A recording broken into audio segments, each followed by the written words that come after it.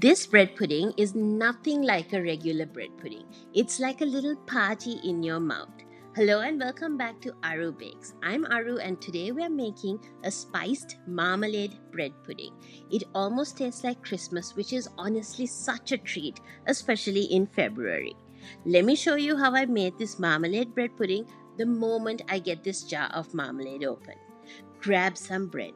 Any bread is fine, even old stale bread. Put a thin layer of butter on each slice, followed by a thin layer of marmalade. It doesn't have to cover the entire slice because we will be layering this bread on top of each other. Plus, we want that marmalade to almost ripple through the pudding rather than be overpowering. The classic old school bread pudding that we grew up eating at my parents' house doesn't require the bread to be buttered like this. In fact, we just chop up the bread into little cubes, soak it in the custard and bake. This version I'm making today feels a lot more decadent and it's perfect for when you want to go a little bit above and beyond. Once you have applied the butter and the marmalade on all the slices of bread, cut them diagonally and then diagonally again to get 4 little triangles from each slice. It might feel a little sticky and messy with all the butter and marmalade, but don't worry, they don't have to be perfect little triangles. While I'm doing this, please can you do one thing for me and hit that subscribe button. This way you don't miss out on any of these recipes that I make. Once you have cut up all the bread, set the bread aside. And then make the custard to pour over the bread. For this, we simply have to mix together whole milk along with sugar and eggs. I'm adding in a pinch of nutmeg and a pinch of cinnamon to bring in a little bit of warmth to this bread pudding. I think it's the combination of these spices with the orange marmalade that makes this bread pudding taste like Christmas. You can always skip the marmalade and the spices and make this a classic bread pudding, but then you might need to just double the amount of sugar that we are adding into the custard because you won't have that sweetness that comes from that marmalade. Put the milk, sugar, spices and eggs into a bowl and then whisk it together until everything is well combined.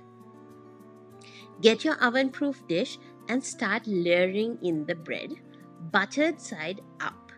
Almost alternate the bread so that you have lots of pointy bits sticking out. These will be what crisps up when you bake and give you those crunchy caramelized edges. Those are my favorite bits. Do one layer of bread to cover the base of the dish.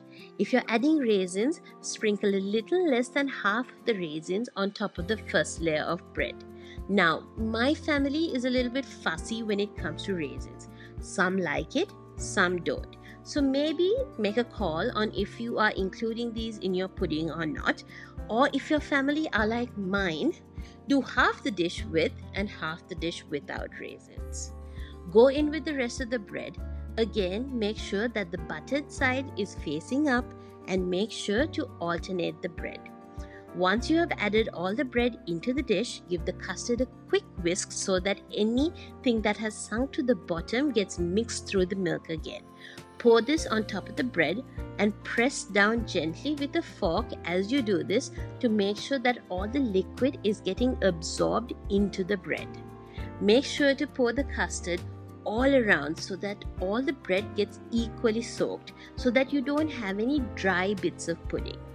Sprinkle the rest of the raisins on top and then cover with a light dusting of brown sugar. And then bake this in a preheated oven until everything is set and the top is a dark golden color. Now, I like to eat this warm and I couldn't wait to dig in and almost burnt my mouth, but this marmalade bread pudding is delicious eaten either warm or cold. As always, the recipe is in the caption. Don't forget to hit that subscribe button if you like this video. Thanks for watching. Bye.